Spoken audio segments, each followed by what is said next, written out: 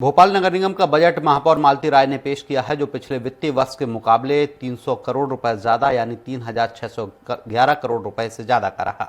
Budget में जहां property tax और वाटर टैक्स बढ़ने से शहर की जनता को महंगाई का झटका लगा है। प्रॉपर्टी टैक्स में 10% पानी और सीवरेज पर 15% टैक्स की वृद्धि की गई है।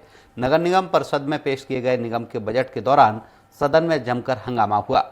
महापौर मालती राय ने बताया कि बजट में भोपाल की जनता को सौगात देने का प्रयास किया गया है। नगर निगम विकास करना चाहती है, इसलिए कदम उठाया है। नेता प्रतिपक्ष सबिश्ता जाकिर ने बजट पर शहर सरकार पर निशाना साधते हुए कहा कि सिर्फ कागजी बजट है, बजट में जनता को गुमराह किया गया है।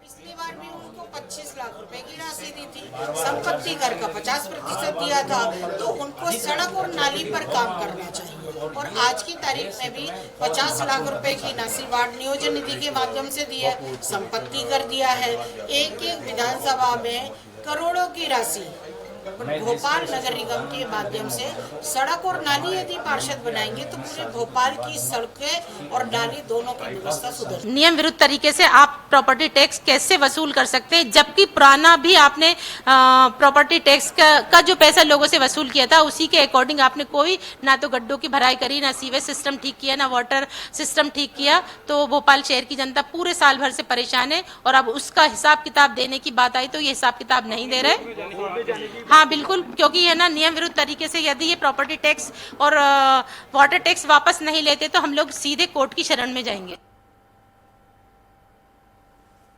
शहर सरकार का बजट पेश हो गया है और भोपाल नगर निगम का इस बार बजट 3600 करोड़ से ऊपर का है। हमारे साथ नगर निगम अध्यक्ष किशन सूर्यवंशी जी हैं।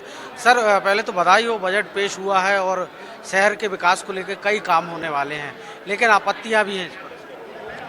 मैं भोपाल की महापौर मालती राय जी को इसके लिए बधाई देता हूं कि आपने 2025-26 का जो बजट प्रस्तुत किया है वो शहर के विकास पर केंद्रित है। शहर के विकास के लिए जो ज़रूरी सभी बातें होनी चाहिए वो इस बजट में परिलक्षित होती हैं। और वैश्विक स्तर का आयोजन ग्लोबल इन्वेस्टर समिट भोपाल में हुआ। हमारे देश के यशस्वी प्रधानमंत्री और दुनिया के सबसे लोकप्रिय नेता नरेंद्र मोदी जी भी आए और एक रात भोपाल में रुके। और मध्य प्रदेश के यशस्वी मुख्यमंत्री डॉक्टर मोहन यादव जी को भी मैं धन्यवाद दूंगा कि इतने बड़े आयोजन की मेज़बानी का अवसर आपने भोपाल को दिया और भोपाल को जो सुंदर सबरा हुआ विकसित स्वरूप शहर को देखने को मिला है, शहर के नागरिक इसकी प्रशंसा करते हुए नहीं थक रहे हैं और साथ में ये भी अपेक्षा कर रहे हैं कि हमारा भोपाल हमेशा इसी स्वरूप में रहे। इस बात का भी इस बजट में पर्याप्त राशि रख के प्रावधान किया गया है, यानी ये बजट भोपाल के विकास पर केंद्रित है और ये बजट शहर के लिए बहुत महत्वपूर्ण सिद्ध होगा।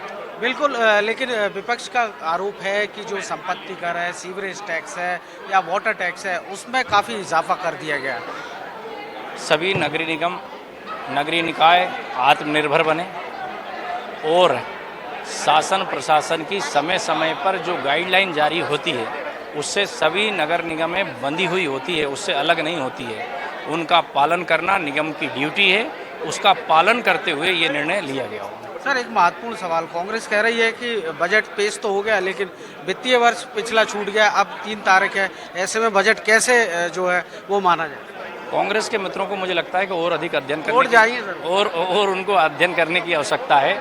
नगर पालिक अधिनियम की धारा 98 ये कहती है कि 31 मार्च के बाद अगर बजट प्रस्तुत किया जाता है तो उससे पहले MIC द्वारा पारित बजट ही लागू माना जाएगा। तो मुझे लगता है उनको अध्ययन भी करना चाहिए, केवल आरोप लगाने से काम नहीं चलेगा।